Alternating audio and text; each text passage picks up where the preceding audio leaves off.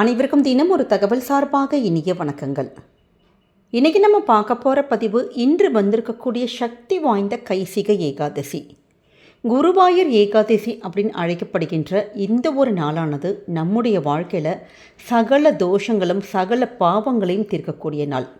நிறைய பேருக்கு இந்த ஏகாதசி நாட்களில் விரதம் இருக்கின்ற பழக்கங்கள் இருக்கும். இல்லாட்டி இந்த கார்த்திகை மாதத்தில் இன்றைக்கி சோமவாரம், திங்கட்கிழமையில் இப்படி விரதங்கள் இருக்கின்ற பழக்கங்கள் இருக்கும். இப்படி விரதங்கள் நீங்கள் இருந்தாலும் சரி, எங்களால் விரதங்கள் இருக்க முடியலமா அப்படின்னாலும் பரவாயில்ல, இன்றைய நாள் நம்ம பெருமாளை வேண்டியும் சிவபெருமானை வேண்டியும் இந்த அற்புதமான ஒரு நாமத்தை இந்த கைசிக ஏகாதசி நாளில் நீங்கள் சொல்லி பாருங்கள். அதோடு கூட இன்றைக்கி சொல்லப்போகின்ற கைசிகத்துடைய புராணம் சின்னதான ஒரு கதை தாங்க. ஆனால் இந்த கதையை யார் ஒருத்தங்க படித்தாலும் சரி கேட்டாலும் சரி நமக்கு வாழ்க்கையில் பல பல நன்மைகள் கிடைக்கும், வேண்டுவன எல்லாமே கிடைக்குங்கிறது தான் இந்த புராணத்தில் சொல்லப்பட்டுள்ள ஐதீகம். அப்படிப்பட்ட ஒரு சக்தி வாய்ந்த மந்திரமும் சக்தி வாய்ந்த இந்த நாளுடைய பெருமை பற்றி தான் இன்றைக்கி நம்ம பார்க்க போகிறோம். பதிவுக்குள்ளே போகிறதுக்கு முன்னாடி நம்முடைய சேனலை இது வரைக்கும் சப்ஸ்கிரைப் பண்ணாமல் பார்த்துட்ருக்கவங்க கண்டிப்பாக சப்ஸ்கிரைப் பண்ணிக்கோங்க. அப்போ தான் எங்களுடைய எல்லா நல்ல நல்ல பதிவுகளுமே உடனுக்குடனே வரும். பக்கத்தில் இருக்கக்கூடிய பெல் பட்டனை மறக்காமல் கிளிக் பண்ணிக்கோங்க. இப்போ பதிவை பார்க்கலாம். நம்முடைய வாழ்க்கையில் எப்படிப்பட்ட ஒரு பாவத்தையும் தோஷத்தையும் போக்கக்கூடிய ஒரு நாள்னா இந்த கைசிக ஏகாதசி நாள் தாங்க. வருடம் முழுவதுமே நமக்கு வளர்பிறை தேய்பிறை இப்படி மொத்தம் 24 ஏகாதசிகள் வரும். அப்படி வருடம் முழுவதுமே ஒருத்தங்க ஏகாதசி விரதம் இருந்தால் என்னெல்லாம் பலன் கிடைக்குமோ அந்த ஒரு பலனை இந்த ஒரு நாளில் நம்ம விரதங்கள் இருந்தாலும் சரி, பெருமாளை நம்ம வழிபாடு பண்ணாலுமே அந்த புண்ணிய பலன்கள் நமக்கு கிடைக்குங்கிற ஒரு ஐதீகம் இருக்குது. இன்றைய நாளில் இந்த ஏகாதசி பெருமை விளக்கக்கூடிய இந்த கதையை நம்ம யார் ஒருத்தங்க கேட்டாலும் சரி, நம்ம அடுத்தவங்களுக்கு சொன்னாலும் சரி, அந்த ஒரு புண்ணியமானது நமக்கு பலவித நன்மைகள் நமக்கும் நம்முடைய குடும்பத்துக்கும் நிச்சயமாக கிடைக்குங்க.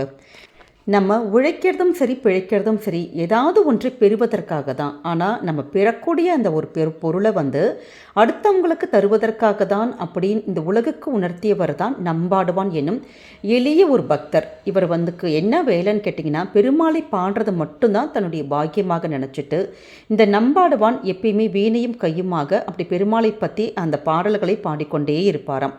இந்த ஒரு புராணம் நடந்தது நமக்கு திருக்கருங்குடி அப்படிங்கிற ஒரு திருத்தலம். இது கார்த்திகை மாதத்துடைய வளர்பிறையில் வரக்கூடிய ஏகாதசி ஒரு நாள். இந்த ஒரு நாள் நமக்கு கைசிக ஏகாதசி, பிரபோதின ஏகாதசி அப்படின்னு சொல்லுவாங்க. எப்பயும் போல விரதங்கள் இருந்து பெருமாளை பாட கிளம்பினாராம் இந்த நம்பாடுவான். வழியில் ஒரு பிரம்ம ராட்சசன் எனக்கு நீ உணவாக வேண்டும் அப்படின்னு சொல்லிட்டு இவரை பிடிச்சுக்கிட்டுச்சான். அப்போ என்னுடைய உடல் உனக்கு உணவாகும்னா எனக்கு இதை விட வேறு என்ன மகிழ்ச்சி வேணும்? எப்படியா இருந்தாலும் ஒரு நாள் எல்லாரும் போக வேண்டியவங்க தான், பரவாயில்ல உனக்கு உணவாக நான் போய்க்கிறேன் அப்படின்னு சொல்லிட்டு. ஆனால் அதற்கான ஒரு சின்னதான எனக்கு ஒரு வேலை இருக்குது, நான் போய் பெருமாளை போய் பார்த்துட்டு பாடிட்டு மட்டும் வந்துடுறேன், அதற்கப்புறம் நீ என்னை உணவாக நீ உட்கொள்ளலாம் அப்படின்னு சொன்னான் பிள்ளையாம். ஆனால் இந்த பிரம்ம ராட்சசன் அதற்கு மறுத்துட்டு, நீ சாதாரண ஒரு மனுஷன்தான், மனுஷங்க எப்பயுமே சொல்ல மறந்துடுவாங்க, அதனால் நான் உன்னை எப்படி நம்புறது, அப்படி நீ வராமல் போயிட்டா என்ன ஆகும் அப்படின்னு சொல்லிட்டு நீ கண்டிப்பாக எனக்கு வரணும் அப்படின்னு சொல்லி பயங்கரமான சத்தியங்கள் எல்லாம் சொல்லி உனக்கு நரகங்கள் கிடைக்கும் அப்படின்லாம் சொல்லிட்டு இந்த பிரம்ம ராட்சசன் அவரை விட்டுடுறாரு. ஆனால் நிச்சயம் திரும்பி வருவேன் அப்படின்னு சொல்லிட்டு நம்பாடுவான் மகிழ்ச்சியோடு போய் பெருமாள் சந்நிதிக்கு போய் அங்கே போய் பாடுறாரு. அங்கே ரொம்ப ரொம்ப உருக்கமாக ஒரு அதாவது ஒரு பாடலை பாடுகிறாராம். அதுதான் கைசிகப்பன். பாடிவிட்டு திருப்பி வரப்ப இந்த பிரம்மராட்சசருக்கு இருக்கக்கூடிய அந்த பசி, அவ்வளோ நேரம் அவ்வளோ ரொம்ப பசியோடு இருந்த அவர், அந்த பிரம்மராட்சசன் அந்த பசியை எல்லாமே மறைஞ்சு போயிடுச்சு. நம்பாடுவானே அவர் சாப்பிடல. தனக்கு எப்படியாச்சும் ஒரு சாப விமோசனம் நீங்கள் எங்களுக்கு கொடுக்கணும், நீங்கள் இப்போ ஒரு பாட்டு பாடினீங்க பார்த்தீங்களா அந்த கைசிகப்பன், அதனுடைய புண்ணிய பலனை நீங்கள் எனக்கு கொடுங்க அப்படின்னு சொல்லிட்டு அந்த பிரம்ம ராட்சசன் அந்த சாபத்தை நீக்குகிறாராம்.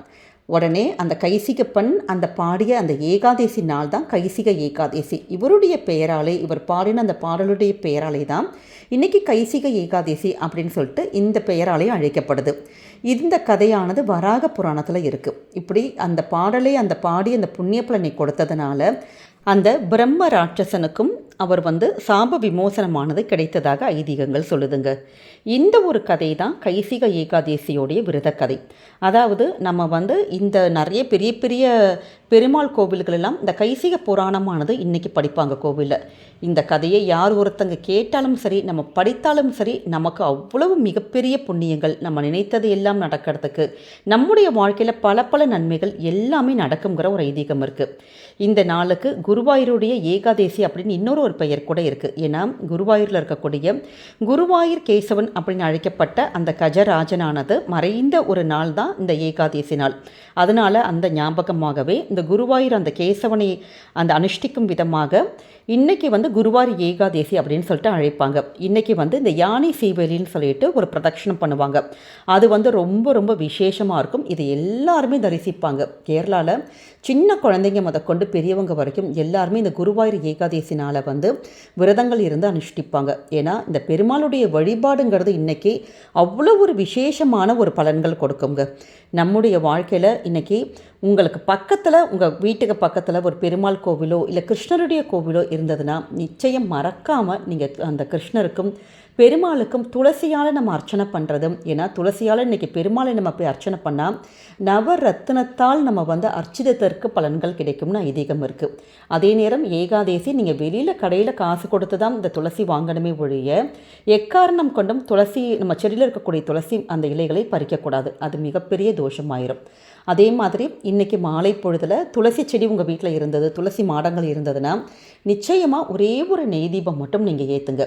உங்களுக்கு ஏதாவது ஒரு வேண்டுதல் இன்றைக்கி நடக்கணும், அப்படியே ஏதாவது பெருமாள் கிட்ட நம்ம இன்றைய நாள் நீங்கள் வைக்கக்கூடிய வேண்டுதல்கள் நிச்சயம் நடக்குங்கிற ஐதீகம் இருக்குது.